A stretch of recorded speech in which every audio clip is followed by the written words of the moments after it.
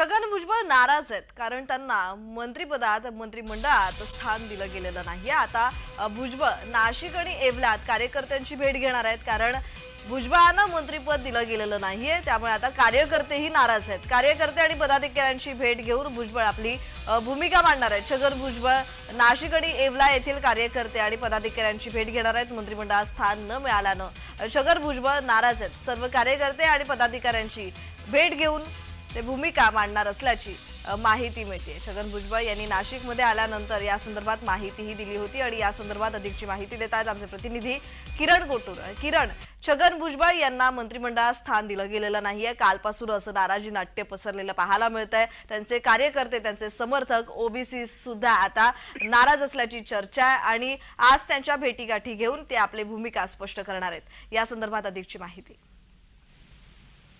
कालच खरं तर छगन भुजबळ हे नाशिकमध्ये दाखल झालेलं आहे। त्यांच्या निवासस्थान जो आहे नाशिकमधलं तिथे ते दाखल झालेलं आहे।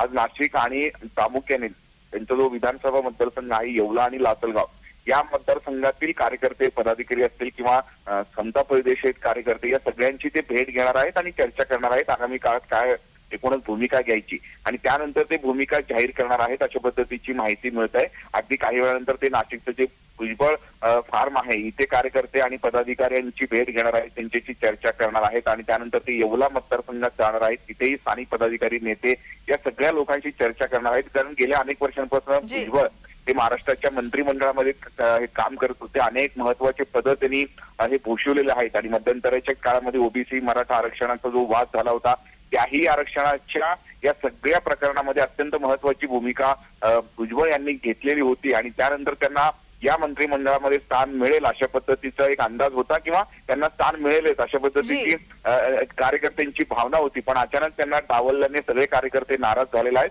त्यामुळे आजचं त्यांचं नाशिक आणि येवला या दोन्ही दौऱ्यांकडे लक्ष लागलेलं आहे। कार्यकर्ते पदाधिकाऱ्यांच्या भेटीनंतर, चर्चेनंतर ते काय भूमिका मांडतात हे बघणं महत्वाचं आहे। जी जी जी, धन्यवाद किरण, तुम्ही दिलेल्या माहितीसाठी।